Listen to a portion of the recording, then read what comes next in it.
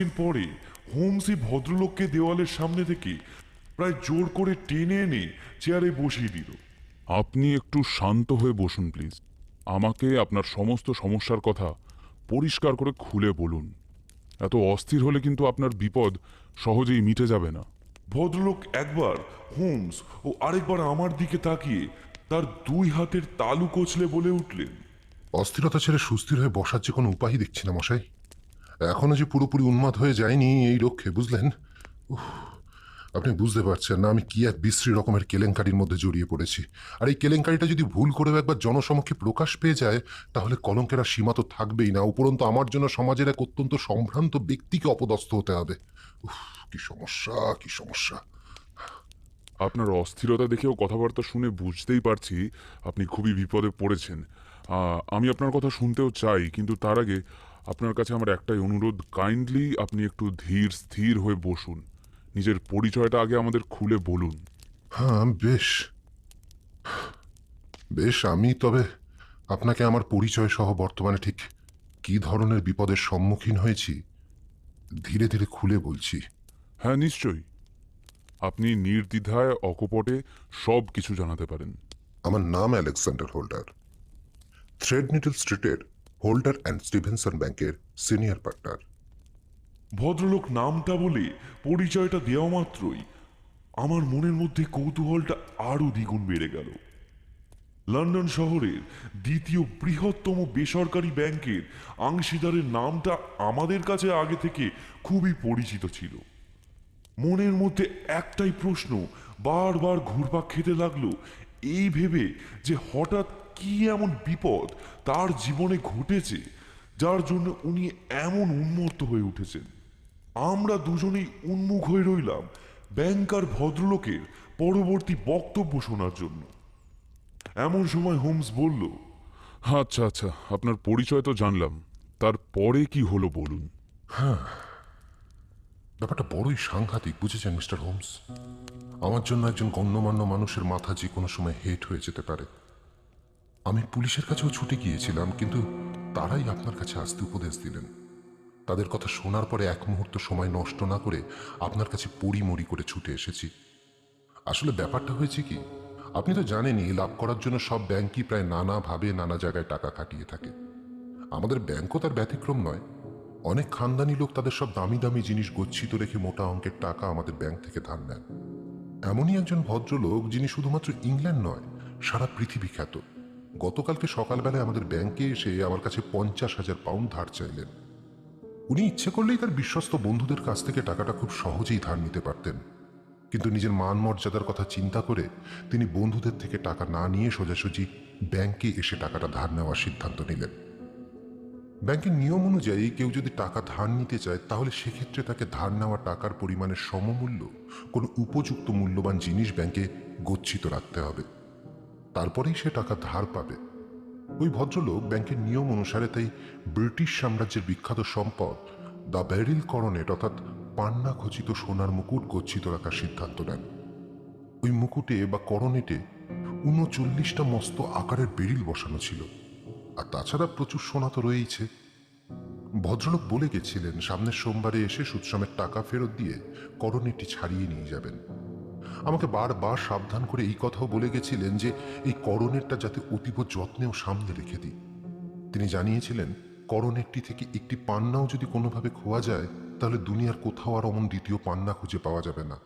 সুতরাং কি সাংঘাতিকভাবে গোপনীয়তা বজায় রাখতে হয়েছিল আমাকে, আশা করি আপনারা বুঝতেই পারছেন। আজকাল ব্যাংকে প্রায়ই ডাকাতি হচ্ছে, সুতরাং উনি 50,000 পাউন্ড নিয়ে চলে যাওয়ার পরে আমি সিদ্ধান্ত নেই করনেটটিকে ব্যাংকের প্রাইভেট ভল্টে না রেখে বরং বাড়িতে নিজের হেফাজতে রাখব। সেই মতো বাড়িতে ওটাকে নিয়ে এলাম, কিন্তু শেষ রক্ষা ঠিকভাবে করতে পারলাম না। করনেটটির মহামূল্যবান 39টি পান্নার মধ্যে 3টি পান্না গতকাল রাত্রে চুরি হয়ে গেছে মশাই। সুতরাং বুঝতেই পারছেন আমি কি ভয়ানক বিপদের মধ্যে আছি। পান্না 3টের হদিশ না পাওয়া গেলে যে কি হবে ভাবলেই বুকটা ধরপড় ধরপড় করছে। একটা দীর্ঘ নিঃশ্বাস ফেলে মিস্টার হোল্ডার মানে ব্যাংকার ভদ্রলোক এত পর্যন্ত বলে একটু থামলেন। ওনার থামার সময়টুকুর এক ফাঁকে হোমস টুক করে ওনাকে প্রশ্ন করে উঠল, মিস্টার হোল্ডার, কিছু যদি না মনে করেন, একটা ছোট্ট প্রশ্ন করি। যিনি করোনেটটা আপনার কাছে গচ্ছিত রেখে গেছেন, তার নামটা কি জানতে পারি? আমাকে মাফ করবেন, তার নামটা আমি কোনোভাবেই উল্লেখ করতে পারবো না। আচ্ছা মিস্টার হোমস, এতক্ষণ ধরে তো শুধুমাত্র আপনি আমার নাম, পেশা এবং আমার সমস্যার কথাটা শুনলেন। এইবারে আমি আপনাকে আমার নিজের সম্পর্কে আরেকটু বিস্তারিতভাবে বলি। আমি বিপত্নিক। আমার একটি পুত্র সন্তান আছে, নাম আর্থার। সত্যি বলতে ছেলে সম্পর্কে কিছু বলতে নিজেরই লজ্জা লাগে, মাথা কেটে যায় বলা ভালো। অকালে কুসঙ্গে পড়ে রেস, জুয়া সব কিছু খেলা। কোন একটা ভালো সঙ্গী তো নেই, উপরন্ত যত বদ সঙ্গী সাথীদের সাথে সারাটা দিন সে মত্ত থাকে। দিন দিন প্রচন্ড রকমের গোয়ার জেদি উড়নচণ্ডী হয়ে উঠছে। বাড়িতে সুখের পায়রা হয়ে থাকে, খায় দায় আর দু হাতে দেদার টাকা ওড়ায়। ছেলেটার এমন মতিগতি দেখে বিশ্বাস করে আমার কারবারে পর্যন্ত ওকে আনতে পারিনি। ছেলে ছাড়া আমার বাড়িতে আপন বলতে আছে অকালে বাপ মা মরা এক ভাইজি, নাম ম্যারি। ম্যারিকে আমি নিজের মেয়ের মতোই মানুষ করেছি। ম্যারি আমায় সবসময় আগলে আগলে রাখে। সোজা কথায় বললে বলা ভালো, ম্যারি ছাড়া আমার জীবন অন্ধকার। আমার ছেলে আর্থার দুবার ম্যারিকে বিবাহ করার প্রস্তাব দেয়, কিন্তু ম্যারি সেই প্রস্তাবে কোনো মতেই রাজি হয়নি। আমার বিশ্বাস, যদি ম্যারি আমার ছেলেকে বিবাহ করত, তাহলেও নিজ গুণে আমার বিপথে চলে যাওয়া আর্থারকে আবার সোজা পথে আনতে পারত। কিন্তু তা তো আর হলো না, আর এখন সেই সম্ভাবনাও নেই। কথাটা শেষ করে মিস্টার হোল্ডার জানলা দিয়ে বাইরের দিকে তাকিয়ে একটা দীর্ঘ নিঃশ্বাস ফেললেন। এইবারে হোমস নিজের চেয়ার থেকে মিস্টার হোল্ডারের দিকে সামান্য একটু ঝুঁকে বলল, আচ্ছা, বাড়ির পরিচারক পরিচারিকাদের সম্পর্কেও আমাকে কিছু বলুন মিস্টার হোল্ডার। আসলে তদন্ত করতে গেলে খুঁটিনাটি সব তথ্য জেনে রাখা দরকার তো। আমার বাড়িতে মাত্র 3জন পরিচারিকাই আছে। এদের মধ্যে লুসিফার বলে একজনকে নিয়ে মাঝে মাঝেই ঝামেলায় পড়তে হয় আমাকে। আসলে সেই মেয়েটি কাজে কর্মে যেমন ভালো, তেমন দেখতেও বেশ সুন্দরী, যার ফলে দিনরাত কিছু উটকো ছেলে ছোকরা আমার বাড়ির আশেপাশে তার জন্য ঘুরঘুর করে। আচ্ছা, বেশ বেশ। এই যে একটু আগে আপনি বললেন না আপনার ছেলে অকালে কুসঙ্গে পড়েছে, তা আপনি কি আপনার ছেলের এই কুকর্মের সব সঙ্গী সাথীদের চেনেন? দেখুন, আপনার কাছে এই ব্যাপারে একটু বিশদে জানতে চাইছি বলে কিছু মনে করবেন না, কিন্তু আসলে সব তথ্য হাতে থাকলে দ্রুত কেসটা সলভ হয়ে যায়। সুতরাং সেই জন্যই এই প্রশ্নটা করা।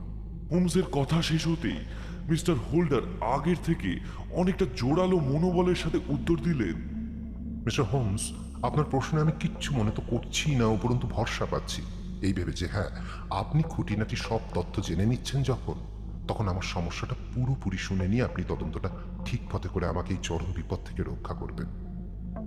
আমার ছেলের কুকর্মের সব সঙ্গী সাথীদের আমি না চিনলেও একজনকে খুব ভালো করে চিনি। সেই ছেলেটির নাম স্যার জর্জ বার্নওয়েল। ছেলেটা 1 নম্বরের বদ ছেলে, বয়সেও খানিকটা বড়। ওই সবার মাথাটা চিবিয়ে খাচ্ছে এবং আজিয়ে বাজে কাজ করতে ইন্ধন যোগাচ্ছে। মিস্টার হোল্ডারের কথাটা শেষ হতেই হোমস আরেকটা প্রশ্ন তার উদ্দেশ্যে ছুড়ে দিয়ে বলল, আপনার বাড়ির সদস্যদের মধ্যে এই করোনেট মানে মুকুটটার কথা কি আর কেউ জানতে পেরেছিল? বাড়িতে খাবার টেবিলে ডিনার করতে বসে আমি নিজেই করোনেটের কথাটা আমার ছেলে আর্থার ও ভাইজি ম্যারিকে বলেছিলাম। আর সেই সময় ঘরে লুসিফারও ছিল, তবে ক্ষণিকের জন্য মাত্র, কারণ কথা শুরু হওয়ার সাথে সাথে সে নিজের কাজ মিটিয়ে ঘর ছেড়ে বেরিয়ে যায়। আচ্ছা মিস্টার হোল্ডার, গতকাল রাত্রে করোনেটটার 3টে পান্না মানে ওই বেরেলগুলো চুরি হওয়ার আগে কোনো উল্লেখযোগ্য ঘটনা কিছু ঘটেছিল কি? আপনার কিছু মনে পড়ছে? আপনি একটা কাজ করুন, যা যা ঘটেছিল সেগুলোকে একটু ভেবে চিনতে আমাকে গুছিয়ে বলুন। মিস্টার হোল্ডার একটু ভেবে মাথাটা মৃদু নাড়িয়ে উত্তর দিলেন, গতকাল রাত্রে ঘটা উল্লেখ্য ঘটনা বলতে বলা যায় আমার সাথে আর্থারের হওয়া বচসার কথা। আসলে আর্থার আমার কাছে 200 পাউন্ড অর্থ ধার চেয়েছিল। এই মাসেই আর্থারকে আগেও আরো 2বার টাকা দিয়েছিলাম বলে গতকালকে আর টাকা ধার দিতে চাইনি। সেই জন্য সে রেগে আমার ঘর থেকে বেরিয়ে চলে যায়। আর বেরিয়ে যাওয়ার আগে আমাকে বলে যে ক্লাবে টাকাটা না দিতে পারলে তার মান সম্মান ধুলোয় মিশে যাবে। সুতরাং আমি টাকা না দিলেও সে যে করেই হোক ওই 200 পাউন্ড অর্থ জোগাড় করেই ছাড়বে। অর্থাৎ চলে গেলে আমি নিজেই নিজের আলমারি খুলে করোনেটটা ঠিকঠাক আছে কিনা পরীক্ষা করে নিয়ে বাড়ির সব ঘরের জানলা ঠিকভাবে বন্ধ করা আছে কিনা দেখতে যাই। হলঘরে যেতে ম্যারির সাথে আমার দেখা হয়ে যায়। ম্যারি তখন জানলা খুলে লুসিফারকে দেখছিল। লুসিফার নাকি কোনো ছেলের সাথে তখন বাইরে দাঁড়িয়ে কথা বলছিল। আমরা বুঝতেই পারি এইভাবে ধীরে ধীরে লুসির স্বভাবটা বাজে হয়ে যাচ্ছে। আমাদের কথাবার্তা চলাকালীনই লুসি ঘরে প্রবেশ করে। তাই সেদিনকার মতো বার্তালাপ থামিয়ে আমরা একে অপরকে শুভরাত্রি জানিয়ে যে যার বেডরুমে শুতে চলে যাই। রাত্রে ভালো করে ঘুম আসছিল না, ছটফট ছটফট করছিলাম, কারণ মনটা ভীষণ রকমের উদ্বিগ্ন ছিল করণেরটাকে নিয়ে। রাত্রে ঠিক 2টো বাজে তখন ঘড়িতে হঠাৎ একটা জানলা আস্তে করে বন্ধ হওয়ার শব্দ শুনতে পেলাম। সাথে সাথে কান খাড়া করে থাকলাম।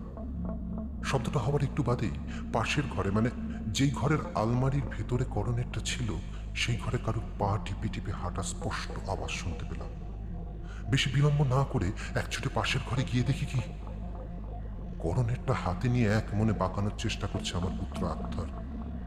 আমি চিৎকার করে তাকে ধমকে উঠলাম, আর্থার! আমার ধমকানি শুনে গ্যাসের আলোতে তাকে স্পষ্ট চমকে উঠতে দেখলাম। ওইদিকে তার হাত ফসকে ততক্ষণে করণেরটা মাটিতে পড়ে গেছে। আমি তাড়াতাড়ি করে দৌড়ে গিয়ে মাটি থেকে করণেরটা তুলে দেখি 3টে পান্না সমেত করণেরটার একটা কোণ উধাও। এই দেখে আমার মাথায় আগুন জ্বলে উঠল। আর্থারকে চোর ভেবে যাচ্ছে তাই বলতে লাগলাম, you bloody thief Arthur, I will report to police. Arthur, remember, I will not forgive you. পাশাপাশি পুলিশ ডেকে ওকে ধরিয়ে দেওয়ার কথাও বললাম। আর্থারা চুপচাপ আমার ধমকানো সহ্য করতে না পেরে অভিমানে ফেটে পড়ল। আমার দিকে তাকিয়ে গর্জে বলে উঠল সে নাকি চোর না, তবে আমার যখন ইচ্ছা হয়েছে পুলিশকে ডাকার তখন আমি ডাকতেই পারি। কিন্তু হাজার চেষ্টা করলেও সে আর একটা কথাও বলবে না এই ব্যাপারে। আরো বলল সে নাকি দেখতে চায় কিভাবে পুলিশ এই কেসটার কিনারা করে। ইতিমধ্যে আমার চিৎকার শুনে ঘরে ম্যারিও এসে গিয়েছিল। আর্থারের হাতে বাঁকানো করণেরটা দেখা মাত্রই সে অজ্ঞান হয়ে মাটিতে পড়ে যায়। সঠিক সময়ে বাড়িতে থানা থেকে পুলিশ ইন্সপেক্টরও হাজির হন। বাড়িতে সত্যি সত্যি পুলিশ আসতে দেখে তখন আর্থার আমাকে বলল, বাবা, তুমি সত্যি সত্যি আমাকে পুলিশে ধরিয়ে দেবে? আমি কিন্তু চুরি করিনি। আমাকে পুলিশে না ধরিয়ে জাস্ট 5 মিনিট সময় দিয়ে বাড়ি থেকে বেরোতে অনুমতি দাও, এতে তোমারই মঙ্গল হবে। আমি আর্থারের কথাতে বিন্দুমাত্র বিগলিত না হয়ে তাকে সাফ বলে দিলাম, বেরিল করণের জাতীয় সম্পত্তি। আমি স্পষ্ট দেখেছি আর্থার তোমার হাতে এই করণেরটা। তার উপরে আবার এখন দেখছি একটা কোণ সহ এর 3টে পান্না মিসিং হয়ে গেছে। সুতরাং ভালোই ভালোই বলে ফেলো পান্না 3টি চুরি করে কোথায় রেখেছ। আর যদি ভালো কথাতে চুরি করা 3টি পান্না না বের করে দাও তাহলে তোমায় হাজতে পাঠাতে বাধ্য হব। বেরিল করণের একজন সম্ভ্রান্ত ব্যক্তির মান সম্মানের সাথে জড়িত। পান্না চুরি যাওয়ার ব্যাপারটা বাইরে প্রকাশ্যে এলে সারা দেশে হইচই পড়ে যাবে, আমার মুখে চুনকালি পড়বে, তোমার মান সম্মানও মাটিতে মিশে যাবে। এখন ভেবে দেখো তুমি কি করবে? চুরি করা পান্না বার করে দেবে নাকি হাজতে যাবে? তুমি আমার ছেলে বলে যেমন তোমাকে এই অপরাধ থেকে রেহাই দিতে পারবো না, আবার ঠিক তেমনই 5 মিনিট বাইরে যেতে দেওয়ার সুযোগ করে দিয়ে পুলিশের হাত থেকে পালিয়েও যেতে দেবো না। আমি চাই চুরির তদন্ত প্রকাশ্যে হোক, কিন্তু পুলিশ গোটা বাড়ি তন্ন তন্ন করে খুঁজেও উধাও হয়ে যাওয়া 3টি পান্না খুঁজে পেল না। আর্থারকে পুলিশ বহুবার জিজ্ঞাসাবাদ করল, সে একটা কথাও বলল না, পুরোপুরি গুম হয়ে থাকলো। অগত্যা আর্থারকে গ্রেপ্তার করে পুলিশি হাজতে নিয়ে যাওয়া হলো। আমিও সোজাসুজি সেই থানা থেকেই আপনার কাছে ছুটে আসছি। আপনি আমাকে বাঁচান এই বিপদের হাত থেকে। আমি ইতিমধ্যে 1000 পাউন্ড ঘোষণা করে দিয়েছি বেরিল করণেট উদ্ধারের জন্য। এছাড়াও আমি আপনাকে যথাযথ পারিশ্রমিক দেবো মিস্টার হোমস। আপনি শুধু আমাকে এই বিপদের হাত থেকে উদ্ধার করুন প্লিজ। এতগুলো কথা এক নাগাড়ে বলে স্পষ্টই বুঝতে পারলাম ভদ্রলোক হাঁপিয়ে গেছে। 2 হাতে মাথা চেপে গুম হয়ে বসে রইলেন। হোমস এতক্ষণ আগুনের দিকে তাকিয়ে সমগ্র ঘটনার বিবরণটা শুনছিল। তার ভ্রুটা কুঞ্চিত হয়ে আছে, মুখে চিন্তার ছাপ স্পষ্ট। আমাদের ঘরটাতে থমথমে পরিস্থিতির সৃষ্টি হয়েছে। আমি কি করব না ভেবে পেয়ে একবার হোমসের দিকে আরেকবার মিস্টার হোল্ডারের দিকে তাকিয়ে থাকলাম। একটু বাদে হোমস মিস্টার হোল্ডারকে জিজ্ঞাসা করে উঠল, আচ্ছা, আপনার বাড়িতে মোটামুটি লোকজনের যাতায়াত কিরকম, মানে বাইরের লোকের? আপনার গেস্টস কিরকম আসে? দেখুন, আমার বাড়িতে আমার পার্টনারের পরিবারের লোকজনরা আসেন। এছাড়া আর্থারের বন্ধু জর্জ বার্নয়েলও আসেন। এনারা বাদে আর কারো যাতায়াত খুব একটা নেই। সামাজিকতার দিক থেকে আপনার বাইরের লোকের সাথে যোগাযোগ কেমন? মানে আপনি কত ফ্রিকোয়েন্টলি সোশ্যালাইজ করেন আর কি? ওসব আর্থার করে। আমি খুব একটা সামাজিকতার ধার ধারি না। আসলে আমি আর ম্যারি বাড়িতেই থাকি। ম্যারি খুব শান্ত স্বভাবের মেয়ে, ও কোথাও বেরোতে চায় না। করণেরটা চুরি যাওয়াতে সেও খুব ভেঙে পড়েছে। আসলে আমাকে খুব ভালোবাসে তো, আমার অবস্থাটাও বুঝতে পেরেছে। আমার ধারণা যে মেরি বেশ অল্প বয়সের একজন মেয়ে, আর আপনি বলছেন সে ঘরেই থাকে, খুব একটা বিশেষ বাইরে টাইরে বেরোয় না। একজন ইয়ং মেয়ে বাইরে যায় না, ঘরকুনো হয়ে থাকে, ব্যাপারটা ব্যাপারটা কিরকম অদ্ভুত ঠেকছে না? ম্যারির বয়স 24 বছর। সে অল্প বয়সী হলেও কি হবে, ওই বয়সী অন্যান্য মেয়েদের থেকে অনেক শান্ত, ভদ্র ও মার্জিত। আপনার মতে মেরিও কি মনে করে যে আর্থারই চুরিটা করেছিল? ইয়েস মিস্টার হোমস, আমাদের দুজনেরই তাই বিশ্বাস যে আর্থার একজন চোর, কারণ দুজনেই আর্থারকে রাত্রে করণেরটা হাতে দাঁড়িয়ে থাকতে দেখেছি। আপনারা নিজের চোখে আর্থারকে কোরনেটটা নিয়ে দাঁড়িয়ে থাকতে দেখলেও আদপে সে প্রকৃতই দোষী কিনা ব্যাপারটা খতিয়ে দেখতে হবে মিস্টার হোল্ডার। এছাড়াও আপনি বলছিলেন না আর্থার কোরনেটটা বাঁকানোর চেষ্টা করছিল? এই ব্যাপারটা সঠিক নাও হতে পারে। মানে আমি বলতে চাইছি, ধরুন কোরনেটটার বাঁকা অংশটা হয়তো সোজা করতে চাইছিল আর্থার, এমনটাও তো হতে পারে। কি বলেন? আমি আপনার এই কথাটা মানতে পারলাম না মিস্টার হোমস। আর্থার যে দোষী এই ব্যাপারে আমি সম্পূর্ণ নিশ্চিত। নিজের চোখকে তার অবিশ্বাস করতে পারি না। আপনি বলুন মিস্টার হোমস, যদি সে প্রকৃতই নির্দোষ হয় তাহলে সে মুখে কুলুপ দিয়ে থাকবে কেন? সেটা অবশ্য ঠিক, তার চুপ করে থাকার ব্যাপারটা বেশ লক্ষণীয়। আচ্ছা, আমাকে দুটো প্রশ্নের জবাব দিন তো। প্রথমত, আপনার যে শব্দের আওয়াজে ঘুমটা ভাঙে সেটা কিসের শব্দ? পুলিশ কি এই সম্বন্ধে কোনো ধারণা করতে পেরেছে? আর দ্বিতীয়ত, এই নিখোঁজ 3টে পান্না সম্বন্ধে পুলিশের কি মতামত? মিস্টার হোমস, প্রথমেই বলি, আমার যে শব্দের আওয়াজে ঘুমটা ভাঙে সেই শব্দটি পুলিশ অনুমান করছে আর্থারের শোবার ঘরের দরজা বন্ধ করার শব্দ। আর আপনার দ্বিতীয় প্রশ্নের উত্তরে বলি, পুলিশের ধারণা যেহেতু আমার বাড়ি সংলগ্ন বাগান তন্ন তন্ন করে খুঁজে কোথাও নিখোঁজ 3টে পান্নার হদিশ পাওয়া যায়নি, সুতরাং ওই 3টে পান্না নিশ্চয়ই অন্যত্র কোথাও সরিয়ে ফেলা হয়েছে।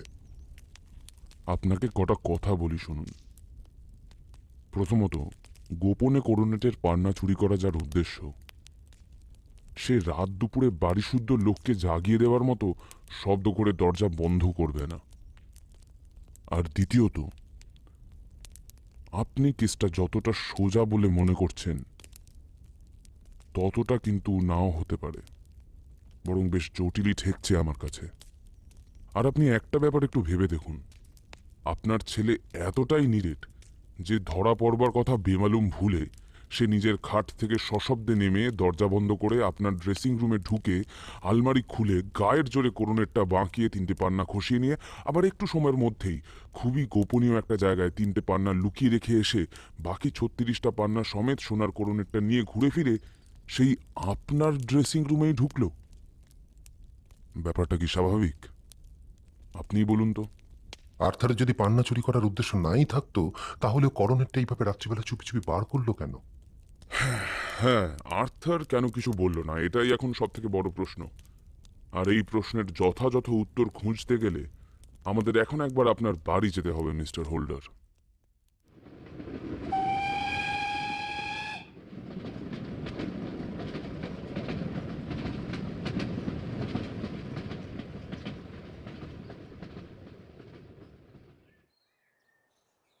স্বল্প সময়ে ট্রেন যাত্রা করে আমরা অবশেষে মিস্টার হোল্ডারের বাড়ি ফেয়ার ব্যাংকের সামনে এসে পৌঁছালাম। বাড়িটি সাদা পাথর দিয়ে বানানো, একদম সাদামাটা, ছিমছাম ও চৌকোনো আকৃতির। ফেয়ার ব্যাংকের সামনেই রয়েছে একটা লন, যেটি এখন সম্পূর্ণ বরফ দিয়ে ঢাকা। বাড়িতে প্রবেশের মুখেই রয়েছে দুটো লোহার ফটক।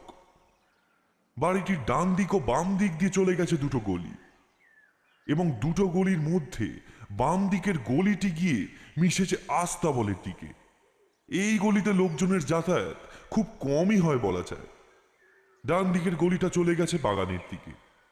এই গলিতে প্রায় সব সময় লোকজনের যাতায়াত লেগেই থাকে। হোমস আমাকে মিস্টার হোল্ডারের সাথে বাড়ির ভিতরে যেতে বলে। নিজে ডান দিকের গলি ধরে বাগানের দিকে চলে গেল। আমি ওনার সাথে বাড়ির ভিতরে ডাইনিং রুমে গিয়ে বসে হোমসের ফেরার অপেক্ষা করতে লাগলাম। ঠিক এমন সময় ডাইনিং রুমের ভেজানো দরজাটা ঠেলে আমাদের দুজনের মধ্যেকার নীরবতা ভঙ্গ করে স্লিম ফিগারের মাঝারি উচ্চতার কালো ঘন চুলের অধিকারিণী অল্প বয়স্কা এক সুন্দরী তরুণীর প্রবেশ ঘটল। আমার ওনাকে দেখে বুঝে নিতে অসুবিধা হলো না যে উনি ম্যারি, মিস্টার হোল্ডারের ভাইজি। সে সোজাসুজি মিস্টার হোল্ডারের পাশে এসে দাঁড়ালো। আমি লক্ষ্য করলাম ম্যারি সুন্দরী হলেও হবে কি, বর্তমান পরিস্থিতিতে পড়ে এখন বেশ চিন্তাগ্রস্ত। তার গোটা মুখে বিষণ্ণতার ছাপ, লাল ঠোঁটখানি শুষ্ক হয়ে রয়েছে। ভিতরে ভিতরে যে তার মারাত্মক রকমের তোলপাড় হচ্ছে তা মুখ দেখলেই বোঝা যাচ্ছে। ম্যারি মিস্টার হোল্ডারের মাথায় হাত বুলিয়ে মৃদু স্বরে বলে ওঠে, কাকা, আর্থারকে পুলিশ ছেড়ে দিয়েছে তো? আর্থার কিন্তু সম্পূর্ণ নির্দোষ। গতকাল রাত্রে তুমিও আমার মতোই আর্থারের হাতে করনেটটা দেখেছিলে। তাহলে গতকাল আর্থারকে দোষী মনে করেও আজকে হঠাৎ তোমার আর্থারকে কি কারণে সম্পূর্ণ নির্দোষ বলে মনে হচ্ছে তা ঠিক বুঝছি না মা। যদি ধরেই নি তুমি ঠিকই বলছো আর্থার নির্দোষ, তাহলে সে কিছু না বলে মুখে কুলু পেটেছে কেন বলতে পারো? তুমি পুলিশে ধরিয়ে দিয়ে আর্থারকে হাজতে পাঠিয়েছ বলে অভিমানে ও মুখে কুলু পেতেছে। ওকে ছেড়ে দিতে বলো কাকা, আর্থার সম্পূর্ণ নির্দোষ। সোজা কথা হলো কেস যতদিন না ফয়সালা হচ্ছে ততদিন পর্যন্ত আর্থারকে হাজত থেকে ছাড়ার কোনো প্রশ্নই নেই। এছাড়াও লন্ডন থেকে বড় গোয়েন্দা এসেছেন পান্না চুরি যাওয়ার রহস্য ভেদ করতে। সুতরাং এইবার বোঝা যাবে কে চোর আর কে নির্দোষ। আমি স্পষ্ট বুঝতে পারলাম মিস্টার হোল্ডারের মুখে উধাও হওয়া পান্নার রহস্য ভেদ করতে লন্ডন থেকে বড় গোয়েন্দা এসেছে শুনেই ম্যারি যেন কেমন ভয় পেয়ে গেল। তারপরে আমার দিকে ফিরে ম্যারি বলে উঠল, আপনি কি লন্ডন থেকে এসেছেন যিনি পান্না উধাও রহস্য ভেদ করবেন? আমি ম্যারির প্রশ্নের জবাবে অতি শান্তভাবে উত্তর দিলাম, হ্যাঁ ম্যাডাম, আমার বন্ধু ডিটেকটিভ। উনি এখন আপনাদের বাড়ির পাশেই এই বাগানমুখী গলিটা পরীক্ষা করতে গেছেন, আর আমি ওনার সহকারী। হ্যাঁ, আপনি ঠিকই ধরেছেন, আমরাই লন্ডন থেকে এসেছি এই রহস্য উদ্ঘাটন করতে। আমার কথার সূত্র ধরে ম্যারি সামান্য ভ্রু কুঞ্চিত করে বলে ওঠে, আচ্ছা, বুঝলাম। কিন্তু আপনার বন্ধু পাশের গলিতে কি দেখতে গেছেন? আমি জবাব দিতে যাব ঠিক এই সময় দেখে শার্লক ঘরে প্রবেশ করছে। শার্লককে ঘরে প্রবেশ করতে দেখে ম্যারি তার দিকে ফিরে কৌতূহল নিয়ে প্রশ্ন করে উঠল, আপনি তদন্ত করছেন নিশ্চয়ই? আপনাকে একটা কথা জানানো খুব দরকার। আমার ভাই আর্থার সম্পূর্ণ নির্দোষ। দয়া করে আপনি ওকে হাজত থেকে নির্দোষ প্রমাণ করে বার করার চেষ্টা করুন। দেখুন ম্যাডাম, আমারও দৃঢ় বিশ্বাস যে আর্থার সম্পূর্ণ নির্দোষ, কিন্তু আইনি নিয়মে তাকে সম্পূর্ণভাবে নির্দোষ প্রমাণ করার জন্য আমার আপনার সাহায্যেরও প্রয়োজন আছে। আপনাকে বেশি কিছু করতে হবে না, শুধুমাত্র আমি আপনাকে কিছু প্রশ্ন করব আর আপনি সেগুলোর সঠিক সঠিক জবাব দেবেন, তাহলেই হয়ে যাবে। এই বলে হোমস পরপর কটা প্রশ্ন করলো ম্যারিকে। আচ্ছা ম্যাডাম, আপনি রাত্রে কোনো শব্দ শুনেছিলেন কি? আর রাত্রে সব জানালা ঠিকঠাকভাবে বন্ধ ছিল তো? আচ্ছা, আপনার গতকাল আর্থারকে দোষী মনে হলেও আজ আবার নির্দোষ মনে করার যুক্তিটা কি, যদি একটু বলেন। আমি রাত্রে কোনো আওয়াজ শুনতে পাইনি। একেবারে কাকার ড্রেসিং রুমে কাকা ও আর্থারের চিৎকার চেঁচামেচি শুনে উপস্থিত হয়েছিলাম। আপনার দ্বিতীয় প্রশ্নের উত্তরে বলি, হ্যাঁ, রাত্রে সব জানালা ভালোভাবে বন্ধ ছিল। আর হ্যাঁ, গতকাল রাত্রে আর্থারের হাতে কোরানেটটা দেখে ও 3টি পান্না মিসিং হয়ে যাওয়াতে আমি সত্যিই ভেবেছিলাম আর্থার চোর। কিন্তু আজকে ভালো করে ভেবে দেখলাম আর্থার চুরি করেনি। করনেটটার পান্না চুরি করার পিছনে লুসিফার ও তার পুরুষ সঙ্গীতের হাত থাকতে পারে। আমার স্পষ্ট মনে আছে কাকা যখন করনেটের কথাটা প্রসঙ্গক্রমে তুলেছিল তখন ক্ষণিকের জন্য হলেও লুসিফার ঘরে ছিল। কাজ মিটিয়ে সঙ্গে সঙ্গে ঘর ছেড়ে বেরিয়ে গেলেও আমাদের কাছে তো কোনো নিশ্চয়তা নেই যে লুসি পর্দার আড়াল থেকে করনেটখানির কথা শোনেনি। সুতরাং আমার ধারণা আর্থার না, লুসি ও তার পুরুষ বন্ধুটি এই পান্না চুরির ব্যাপারে জড়িত। আমি নিজের চোখে ওদের দুজনকে রাত্রে কথা বলতে দেখেছি, জানলা বন্ধ করতে গিয়ে। সেই সময়ে কাকা এসে যাওয়াতে আমি কাকাকেও লুসির কথাটা জানিয়েছিলাম। আচ্ছা, তাহলে ব্যাপারটা ভালো করে ভেবে দেখার পর আপনার এটাই মনে হচ্ছে যে ওই লুসিপারি আড়াল থেকে আপনার কাকার মুখে করোনেটের কথাটা শুনে তার প্রণয়ীকে গিয়ে জানায়, তারপর রাতে সুযোগ বুঝে দুজন মিলে পান্না তিনটে চুরি করে নেয়, তাই তো? আর ঠিক এই ধারণার ওপর ভিত্তি করেই আপনি নিশ্চয়ই বলছেন যে আর্থার সম্পূর্ণ নির্দোষ। ঠিক বলছি কিনা বলুন? ম্যারি হোমসের কথার উত্তর দেওয়ার আগেই ভীষণ বিরক্তি নিয়েও ও অসহিংসতার সাথে মিস্টার হোল্ডার প্রায় এক প্রকার চিৎকার করে বলে ওঠেন, আরে মশাই, আপনার ধারণার কথা ছাড়ুন। আমি নিজের চোখে দেখেছি আর্থারের হাতে ওই সোনার করনেটটা ধরা ছিল। আপনি প্লিজ থামুন। আমার এখনো মিস মেরির সাথে কথা শেষ হয়নি এবং দয়া করে এখন আর্থারের প্রসঙ্গটা টেনে আনবেন না। হোমসের কাছে ধমক খেয়ে চুপ করে গেলেন মিস্টার হোল্ডার। এইবারে হোমস আবার মিস ম্যারির দিকে তাকিয়ে বলে উঠল, মেয়েটা বাড়ি ঢুকেছিল কোন দরজা দিয়ে আমাকে একটু বলতে পারবেন? গতকাল রাত্রে সেও তার পুরুষ সঙ্গীটি পিছনে দরজা দিয়ে চুপি চুপি বাড়ির ভিতরে প্রবেশ করেছিল। আপনি লুসিপারের এই পুরুষ সঙ্গীটিকে চেনেন? হ্যাঁ, চিনি। নাম ফ্রান্সিস প্রসপার, পেশায় একজন সবজি বিক্রেতা। বেশ বেশ। আচ্ছা, এবার বলুন তো, ফ্রান্সিস কি দরজার একটু বাঁ দিক ঘেসে দাঁড়িয়েছিল? আর ওনার একটা পা কি কাঠের? হোমসের কথাটা শেষ হতেই আমি আরেকবার লক্ষ্য করলাম ম্যারির সুন্দর ভাব ব্যজক চোখে মুখে আবার ভয়টা চেপে বসেছে। সে অতি কষ্টে মুখে হাসি টেনে নিয়ে বলে উঠল, আপনি জানলেন কি করে? শার্লক ওনার কথার কোনো উত্তর না দিয়ে ঘরের জানলাগুলো সব একের পর এক পরীক্ষা করতে লাগলো। বড় জানলার সামনে এসে হোমস থমকে দাঁড়িয়ে পড়ল। এই জানলা থেকে বাড়ির পাশের সরু গলিটা স্পষ্ট দেখা যাচ্ছে। পকেট থেকে ম্যাগনিফাইং গ্লাসটা বার করে সে ভালো করে গলিটা পরীক্ষা করতে শুরু করলো। হোমসের পরীক্ষা নিরীক্ষা হয়ে যাওয়ার পর আমরা উপরে ড্রেসিং রুমে গেলাম।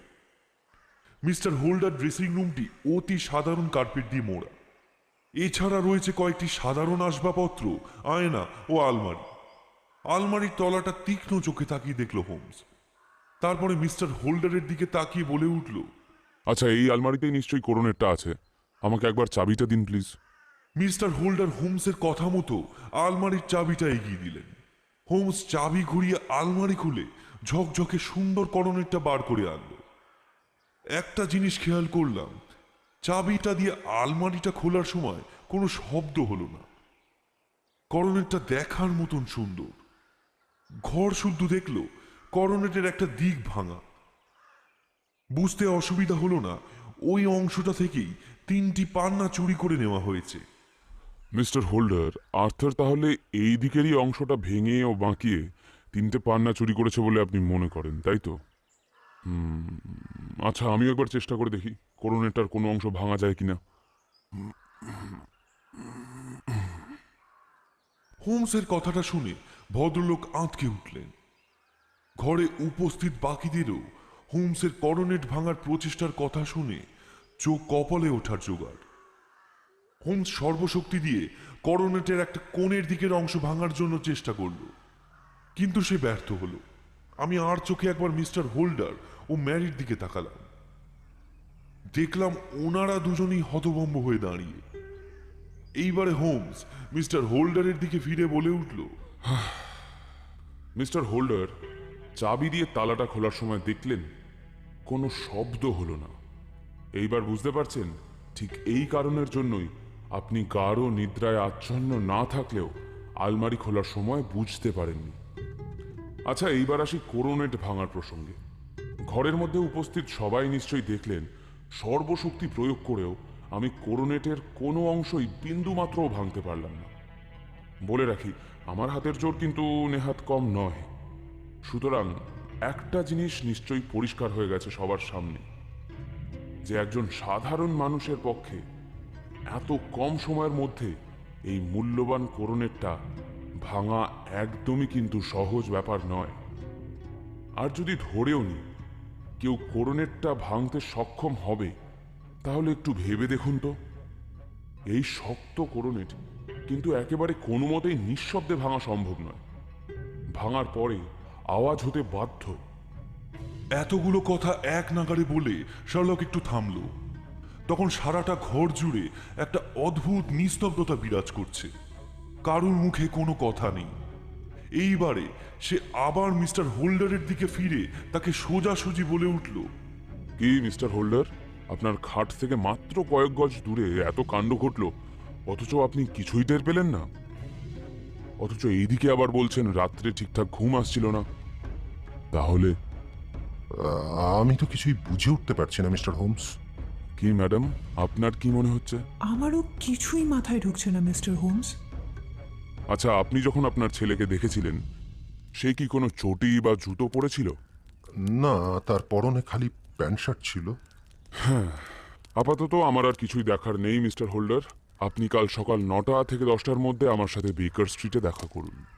আচ্ছা, সে না হয় দেখা করবো আপনার সাথে মিস্টার হোমস, কিন্তু পান্না তিনটির কোনো হদিশ কি পেলেন আপনি? আর আমার আর্থারের কি ব্যবস্থা হবে মিস্টার হোমস? আপনি আগে কালকে আসুন তো, তারপর যা করার করব। আর হ্যাঁ, খরচপাতি যা হবে আপনি তা দিতে রাজি আছেন তো মিস্টার হোল্ডার? আমার মতো একজন ব্যাংকারের পক্ষে ব্যাপারটা কতটা এম্বারেসিং আপনি তো বুঝতেই পারছেন। সুতরাং আমি এই কলঙ্কের হাত থেকে মুক্তির জন্যে যদি আমার সঞ্চিত সব অর্থ খরচ খরচা করার জন্য দিয়ে দিতে হয়, তাহলে তাই দেব। বেশ বেশ, তাহলে তো আর কোনো সমস্যাই নেই। কালকে দেখা হচ্ছে। আর ইতিমধ্যে যদি কোনো প্রয়োজন হয় তাহলে আমি একবার সন্ধ্যাবেলায় আসব। হোমসের এই কথাটা শুনে বুঝলাম ও কেসটা প্রায় সলভ করেই এনেছে। আর কোনো রকম হিয়ালিতে শার্লক আটকে নেই। রাস্তায় যেতে যেতে আর তেমন কোনো কথা বলল না হোমস। পুরোপুরি গুম হয়ে রইল। বাড়ি এসেই নিজের ঘরে গিয়ে কয়েক মিনিটের মধ্যে পাক্কা লোফারের মতন ছদ্মবেশে নিজেকে সজ্জিত করে আমায় বলল, শেষবারের মতো ব্যাপারটা নিজে চোখে পরখ করে আসি, বুঝলে? তোমাকে আর নিলাম না, একাই যাই, দেখি কি হয়। তুমি ততক্ষণে তোমার হাতের কাজ সেরে নাও। চলি হে ওয়াটসন। হোমস চলে যাওয়ার পরে এই বই সেই বই নাড়াচাড়া করে সময়টা কাটাতে লাগলাম। কিন্তু মনের ভিতরে ততক্ষণে উত্তেজনার পারদ ফুটছে। খালি ভাবছি শার্লক এসে কি খবর দেবে। ঠিক চা খাবো এমন সময় ও ফিরে এলো, হাতে ইলাস্টিক লাগানো এক পাটি জুতো। ঘরের কোণে জুতোটা ছুঁড়ে দিয়ে চেয়ারে বসে পড়ে সে আমার দিকে তাকিয়ে বলে উঠল, আমার দিকে অমন উৎসুক মুখে তাকিয়ে কোনো লাভ নেই। আমি এখনই কিছু তোমায় বলতে পারবো না, কারণ কাজ এখনো শেষ হয়নি। এখন চাটা পান করে একটু ওয়েস্ট এন্ডের দিকে যেতে হবে, আবার কয়েক ঘন্টা দেরি হতে পারে আমার, বুঝলে তো? ব্যাংকার পাড়া থেকে ঘুরে এলাম, বাড়িতে ঢুকিনি অবশ্য কারো। যা বুঝছি খুবই মজার মামলা, বুঝেছো ওয়াটসন? এখন এই ছদ্মবেশ ছেড়ে আবার স্বাভাবিকভাবে বেরোবো বলে বাড়ি এলাম। তার চকচকে চোখে অর্থপূর্ণ দৃষ্টি দেখে আমি খুব সহজেই বুঝে নিলাম যে কাজের অগ্রগতি এখনো অব্যাহত আছে। হোমস সেই যে চা খেয়ে ছদ্মবেশ পাল্টে নিজের পোশাকে বাড়ি থেকে বেরোলো, তারপরে মাঝরাত হয়ে গেলেও সে আর ফিরল না। তদন্তে বেরিয়ে মাঝে মধ্যেই এমন করে হোমস, তাই আমি আর অপেক্ষা না করে শুয়ে পড়লাম। পরদিন সকালে ব্রেকফাস্ট টেবিলেই ওর সাথে দেখা হলো। হোমসের তরতাজা চেহারা ও ফুরফুরে মেজাজ দেখে বুঝে নিলাম এই কেসটাও সলভ করে ফেলেছে। তবে আমি নিজে কিছু বললাম না, আর সেও আমার কাছে কিছু বলল না। বেলা 9টা নাগাদ এলেন মিস্টার হোল্ডার।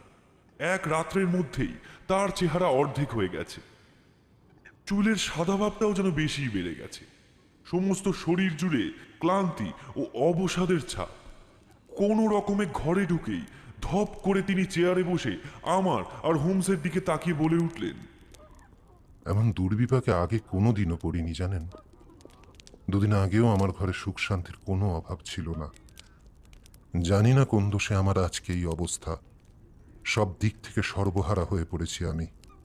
একে তো মান সম্মান গেছে, ছেলেটা হাজতে, তার উপরে আবার আমার আদরের কাছের ভাইজিটা, যাকে গত 5 বছর ধরে নিজের মেয়ের মতো মানুষ করেছি, সেও পর্যন্ত আমাকে ফেলে চলে গেল আজ।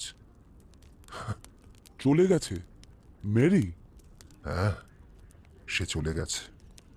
আসলে কালকে রাত্রের আগের মাথায় বলে ফেলেছিলাম, সে যদি আর্থারকে বিবাহ করত তাহলে ছেলেটা এতটা গোল্লায় যেত না। ব্যাস, আমার এই কথাটাই তার মনে লেগে গেছে। বিছানায় শোয়নি পর্যন্ত সারাটা রাত। অভিমান করে বাড়ি ছেড়ে চলে যাওয়ার আগে আমার জন্যই চিরকুটটা রেখে গেছে। হোমস হাত বাড়িয়ে চিরকুটটা নিল। তাতে লেখা রয়েছে, প্রিয় কাকা, আজকে আমার জন্যই তোমাকে এমন চরম বিপদের মধ্যে পড়তে হয়েছে। অনেক ভেবেচিন্তে দেখলাম আমার আর এই বাড়িতে থাকা উচিত হবে না। আমি চাই না তুমি আমার জন্য আর কোনো রকম অশান্তির মধ্যে পড়ো। তাই আমি এ বাড়ি ছেড়ে চিরদিনের মতো চলে যাচ্ছি। জানি না যেখানে যাচ্ছি মনে শান্তি খুঁজে পাবো কিনা, তবু আমি চলে যাচ্ছি। আমাকে খোঁজার কোনো চেষ্টা করো না, খুঁজে পাবে না। আমিও আর কোনোদিন এ বাড়িতে ফিরবো না। ইতি, তোমারই আদরের ম্যারি। চিঠি পড়া শেষ করে হোমস তাকালো মিস্টার হোল্ডারের দিকে। মিস্টার হোল্ডার খুবই চিন্তিত ও সংশয়ের সুরে হোমসকে বলে উঠলেন, ম্যারি কি শেষমেশ আত্মহত্যা করবে মিস্টার হোমস?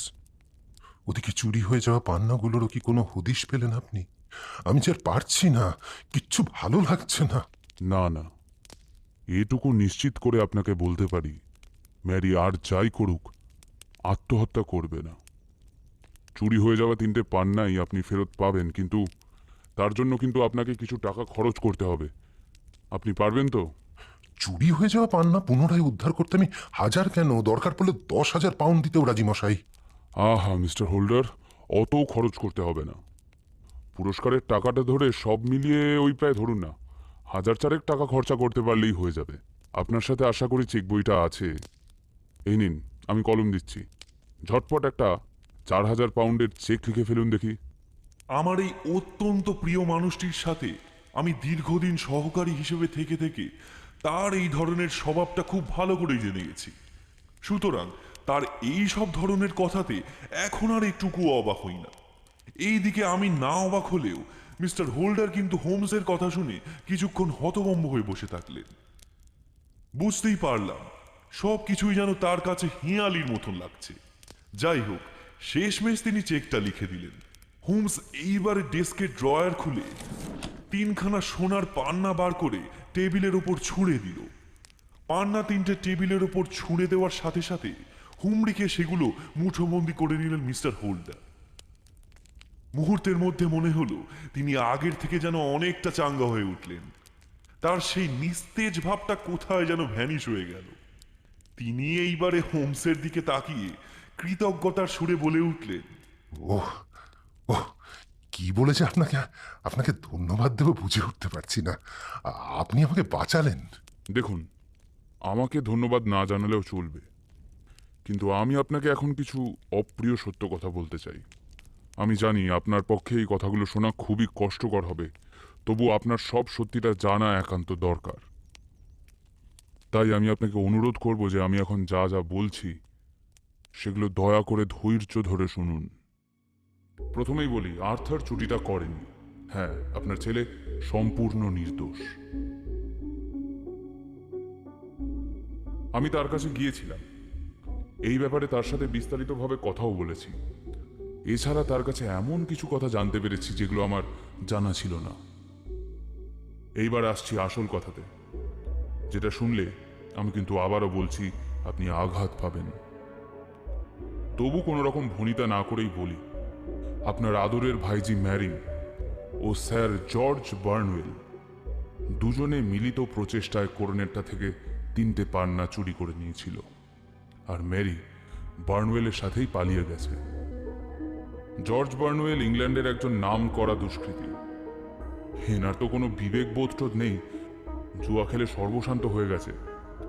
আমি জানি সে বহু মেয়ের সর্বনাশ করেছে, আর এইবারে তার শিকার হয়েছে আপনার ভাইজি। আপনি হয়তো এই কথাটা জানেন না, ওরা প্রায় সন্ধ্যাবেলা লুকিয়ে লুকিয়ে দেখা করত। এতটা বলে হোমস থামল।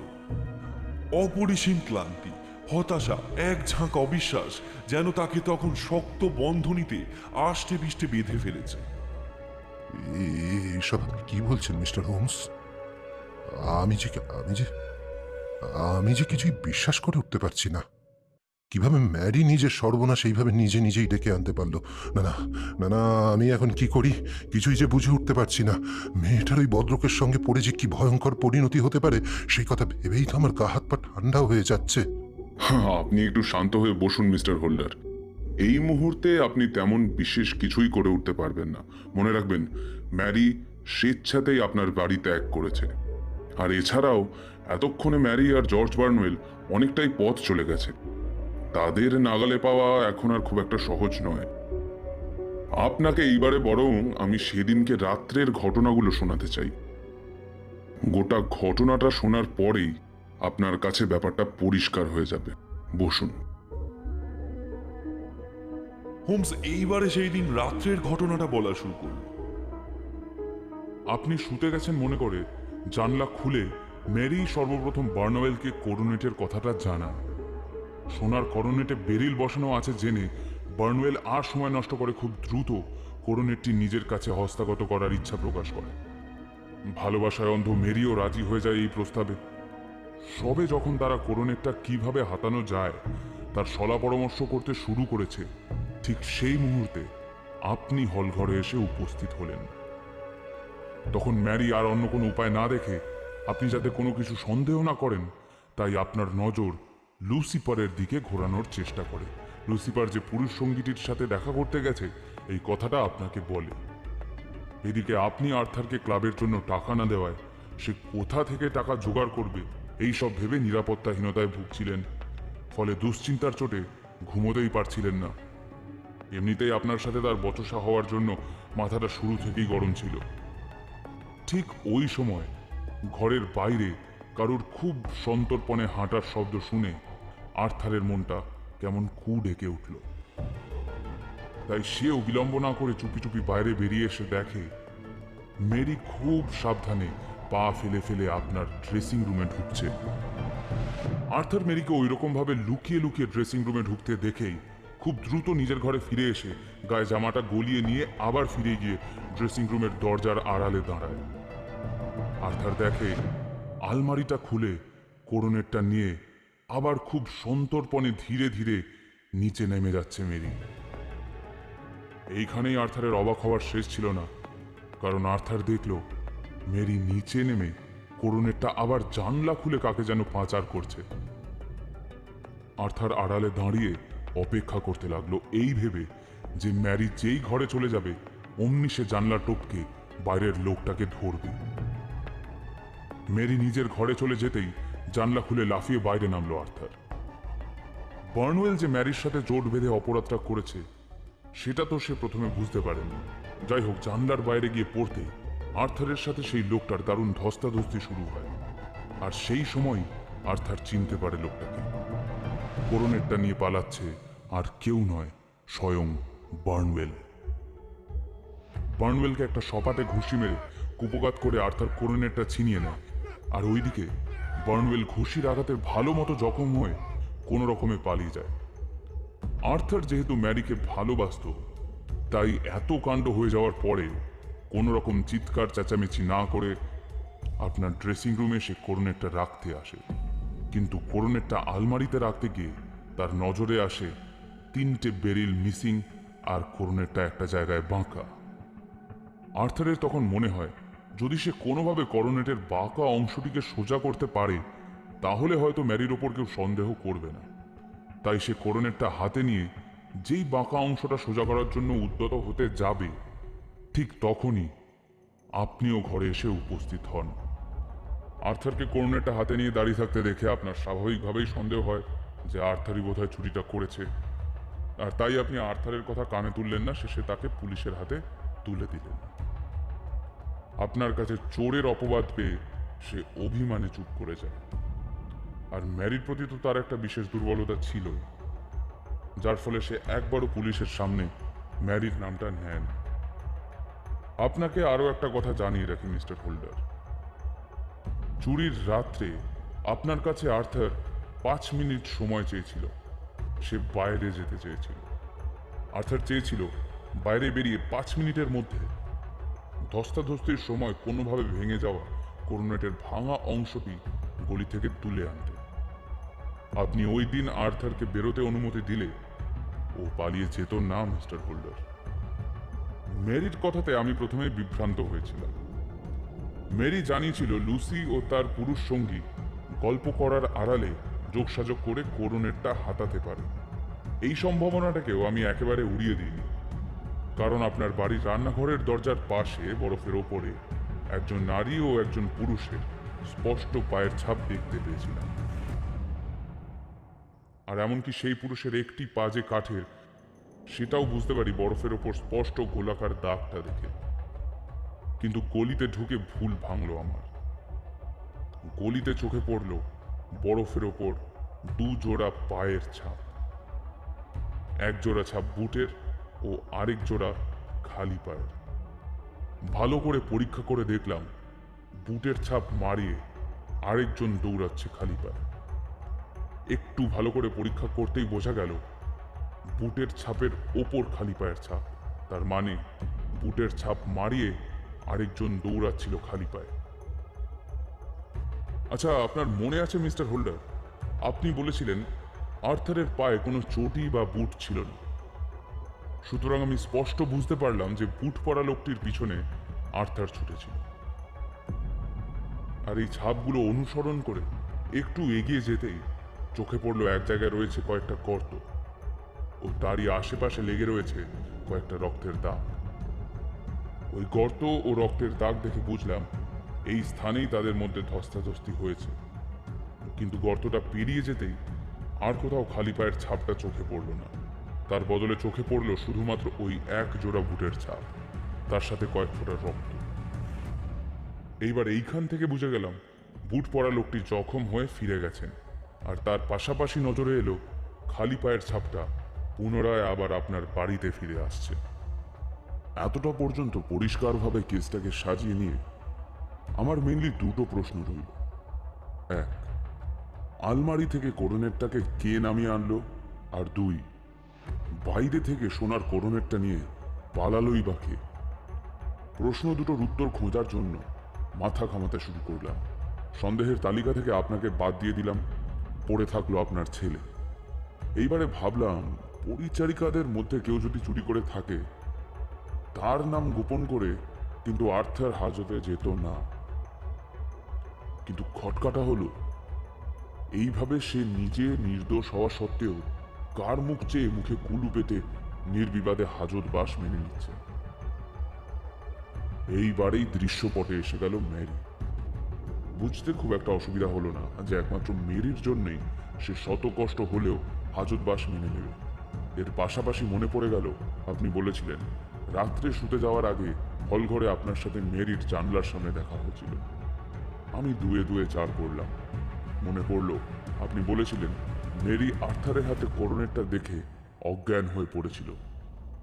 এবার বুঝতে পারছেন, মেরি আর্থারের হাতে কোরনেটটা দেখে ভয় অজ্ঞান হয়ে গেছিল। তার মনে তখন এই আশঙ্কাটাই হচ্ছিল যে বার্নওয়েলের হাতে কোরনেটটা তুলে দেওয়ার পরেও সেটা কি করে আর্থার পেল। তবে কি আর্থার সব দেখে ফেলেছে? এইবারে যদি সে আপনাকে সব বলে দেয়? এই সব ভেবেই সে ভয় পেয়ে আর মাথায় চাপ নিতে না পেরে জ্ঞান হারিয়ে ফেলে। না হলে আর্থারের হাতে কোরনেটটা দেখে মেরির জ্ঞান হারানোর মতো কিন্তু কোনো কারণ ছিল না। এইবার দ্বিতীয় প্রশ্ন, বাইরে কার হাতে মেরি কোরনেটটা পাচার করেছিল? দেরি না করে ভাবতে লাগলাম। আপনি বলেছিলেন মনে আছে, আপনাদের বাড়িতে বেশি লোকের যাতায়াত না থাকলেও যে অল্প কয়েকজনের যাতায়াত আছে তার মধ্যে বার্নওয়েল একজন। আর্থারের সাথে দেখা করতে এলে তার মেরির সাথেও দেখা হয়ে যেত। বার্নওয়েল যে মেয়েদের সাথে কুকীর্তি ঘটাতে ওস্তাদ সেইটা আমার অজানা ছিল না। তখনই আমার আংশিকভাবে মনে হতে লাগলো মেরি জানলা খুলে বাইরে অপেক্ষারত বার্নওয়েলকেই নিশ্চয়ই কোরনেটটা দিয়েছিল। এইদিকে যে কোনো তদন্তের ক্ষেত্রেই আবার আংশিক অনুমানের উপর ভিত্তি করে এগোনো যায় না। এই সময় মনে হলো আমি যদি কোনোভাবে বার্নওয়েলের বুটটা জোগাড় করে তার সাথে বরফে পড়ে থাকা বুটের পায়ের ছাপ মিলিয়ে নিতে পারি, তাহলে তো পুরোপুরি নিশ্চিত হয়েই যাব যে আমার সন্দেহ সম্পূর্ণ নির্ভুল। সুতরাং আমি কিভাবে এগোবো তাই মোটামুটি একটা পরিকল্পনা করে একটা লোফারের ছদ্মবেশ ধরে হাজির হলাম বার্নওয়েলের বাড়িতে।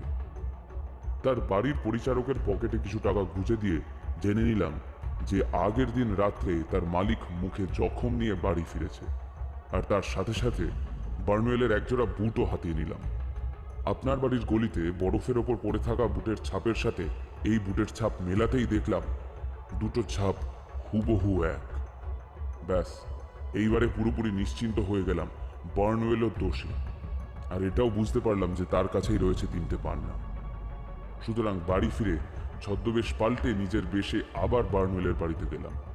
আমি জানতাম সহজে সে ধরা দিতে চাইবে না, তাই প্রস্তুত হয়েই গেছিলাম। প্রথমে ভালোভাবেই বোঝালাম, কিন্তু কাজ হলো না। তারপরে একটু কড়া ভাষায় বললাম, তাতেও কিছু হলো না। সর্বশেষে ভয় দেখালাম, তাতেও ভয় না পেয়ে সে উপরন্তু মারমুখী হয়ে উঠল। তখন বাধ্য হয়ে পিস্তলটা বার করে তার সামনে ধরলাম। বললাম, 3000 পাউন্ড দেব, আমার বেরিল 3টে চাই। এত টাকার লোভ সামলাতে পারল না বার্নওয়েল। লোভে পড়ে স্বীকার করে নিল যে মাত্র 600 পাউন্ডের বিনিময়ে সে পান্না 3টে বিক্রি করে দিয়েছে একজনকে। সর্বশেষে যিনি পান্না 3টে কিনেছেন তার বাড়িতে বার্নওয়েলের কাছ থেকে ঠিকানা আদায় করে হাজির হয়ে 3000 পাউন্ড দিয়ে উদ্ধার করলাম নিখোঁজ হয়ে যাওয়া সেই মহামূল্যবান বেরিল করোনেটের 3টে বেরিল। সব কাজ মিটিয়ে যখন বাড়ি ফিরলাম তখন রাত্রি 2টো বাজে প্রায়। এই সূত্র ধরে আপনাকে আরেকটা কথা জানিয়ে রাখি, বার্নওয়েল ও বার্নওয়েলের থেকে যিনি বেরিলগুলো কিনেছিলেন তাদের দুপক্ষকেই আমাকে নিশ্চয়তা দিয়ে আসতে হয়েছে যে কোনো রকম পুলিশি ঝামেলা হবে না। সুতরাং আশা করি আপনি বুঝতেই পারছেন। মিস্টার হোমস, আজ আপনি গোটা ইংল্যান্ডকে একটা বড় পাবলিক স্ক্যান্ডাল থেকে বাঁচালেন। এইবারে বুঝছি গতকালকে সন্ধেবেলাতে বাড়ির পাশের গলিতে ঘুরঘুর করা লোফারটা আসলে স্বয়ং ছদ্মবেশী শার্লক হোমস। আপনাকে যে কি বলে ধন্যবাদ দেবো জানি না। আপনার ক্ষমতার কোনো তুলনা হয় না। এইবারে ছেলেটার কাছে আমাকে যেতে হবে। আপনি না উপস্থিত হলে আমার আর্থারের প্রতি ভুল ধারণাটা থেকেই যেত। তাকে ভুল বুঝে অনেক কষ্ট দিয়েছি। আমি তার কাছে গিয়ে ক্ষমা চেয়ে নেব। শুধু আক্ষেপ থেকে গেল ম্যারিটার জন্যে। মিস্টার হোল্ডার, আর দুঃখ পাবেন না। ম্যারি নিজের পথ নিজেই বেছে নিয়েছে, এতে কারুর কিছু করার নেই। আপনি বরং দ্রুত আর্থারের কাছে যান। ছেলেটা যে বড্ড অভিমান করে বসে আছে তার বাবার উপরে। ধীরে ধীরে মিস্টার হোল্ডার হেঁটে চলেছেন রাস্তার উপর দিয়ে। না, আজ আর তার চলার মধ্যে নেই সেই প্রথম দিনকার মতন অস্থিরতা। আজকে তিনি চলেছেন একজন পিতা হয়ে পুত্রর মান ভাঙিয়ে নিজের বুকে টেনে নেবেন বলে। আজকে নেই আর তার কোনো রকম কলঙ্ক লাগার ভয়। আমি আর আমার বন্ধুবর দেখছি জানলা দিয়ে ধীরে ধীরে বরফ গলা পথে চলতে চলতে মিলিয়ে যাচ্ছেন ব্যাংকার মিস্টার আলেকজান্ডার হোল্ডার।